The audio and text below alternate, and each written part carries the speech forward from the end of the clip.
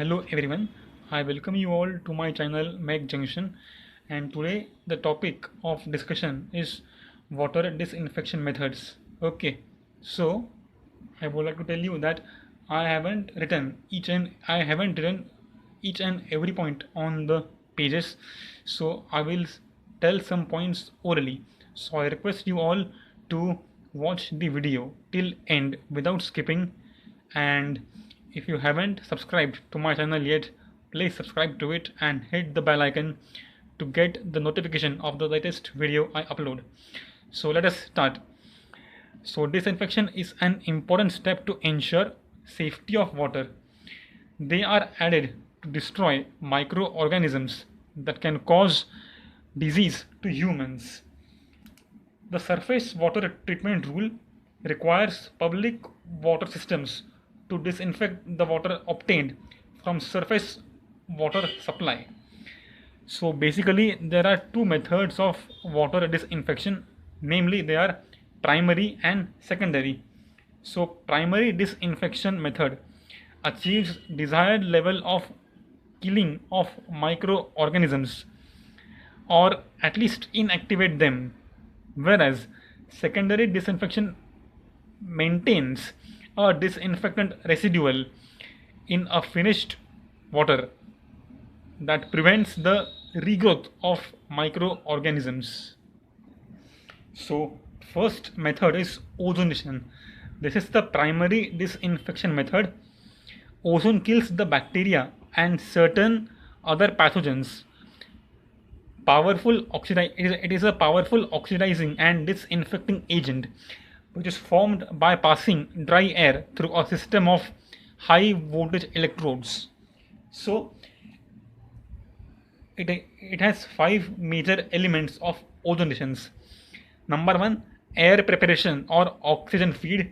Number two, electrical power supply. Number C, ozone contact chamber. D, ozone exhaust gas destruction. And number 5, ozone generation by corona discharge cell.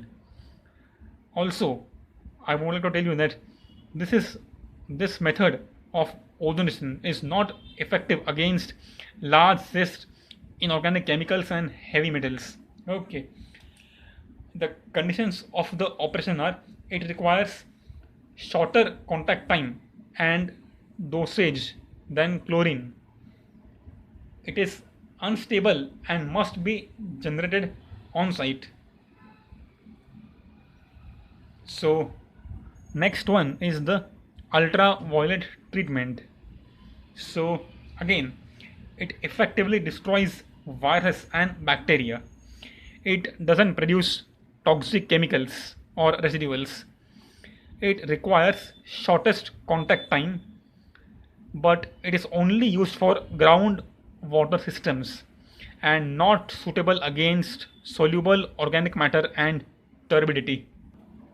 The effectiveness of ultraviolet radiation disinfection depends on energy doses available by microorganisms measured as product of Lamb's intensity, which is the rate at which the photons are delivered to the target, and time of exposure. Okay, if energy dosage is not enough, the organism's material might only be damaged instead of being killed or destroyed. To provide a factor of safety, dosage should be higher than need to meet disinfection requirements. Again, this was the primary disinfection method. Now coming to secondary methods, उसमें number one is chlorination. So chlorine gas is released from liquid chlorine chamber. Chlorine gas is released from the chlorine cylinder by pressure regulating valve operating at the pressure less than atmospheric pressure. You can see this explanation in figure also, as it can be seen from the figure that the chlorine gas is released from the chlorine cylinder and then is passed through the pressure regulating valve, and after that in order to control and measure the mass flow rate of the gas through the pipeline, the rotameter is installed after the PRV, and then the gas is then led to injector. As you can see that this is the injector. In injector there is the highly pressurized source water, and it's passed through the venturi orifice, creating a vacuum that draws the chlorine into the water stream. Adequate mixing and contact time must be given after injection to ensure complete disinfection of pathogens and to control pH of the water. As you can see that after the chlorine gas, this is the chlorine gas that and from here there is a supply of a source water.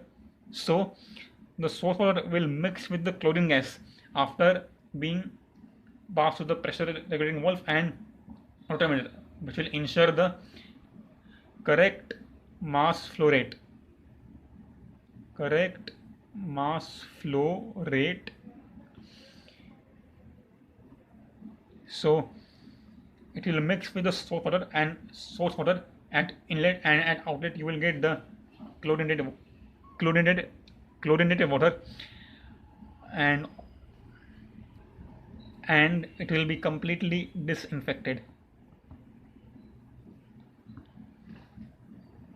So this is very effective against almost all microbial pathogens, and it is even more dangerous gas that it is lethal at concentrations as low as 0.1% of air by volume.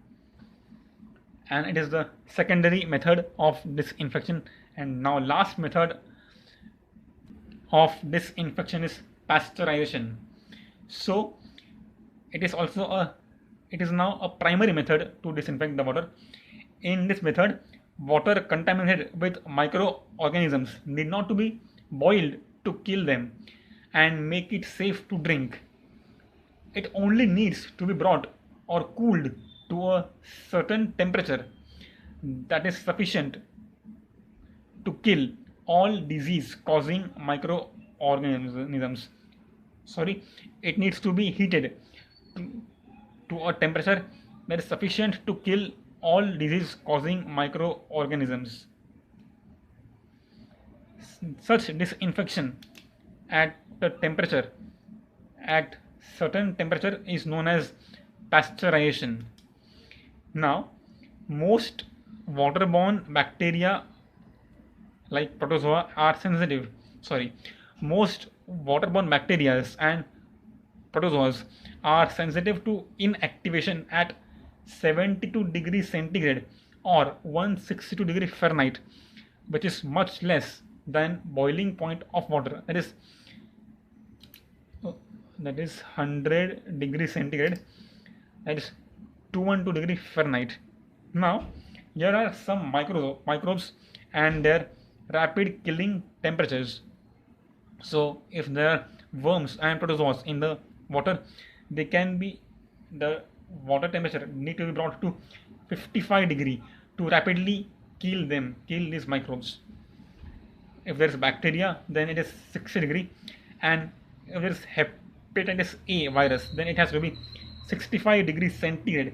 Now, this pasteurization can be achieved by two methods. Number one is this: by inactivating at 72 degrees Celsius. This is known as flash pasteurization.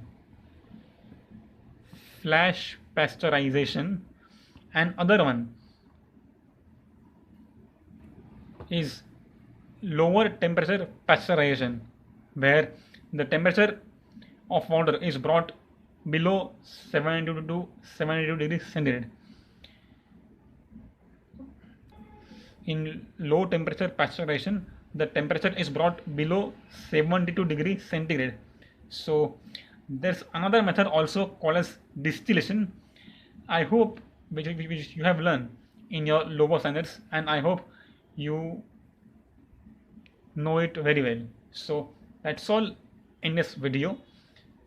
So like the video, share the video, and subscribe to my channel and hit the bell icon to get the latest updates. Thank you for watching the video.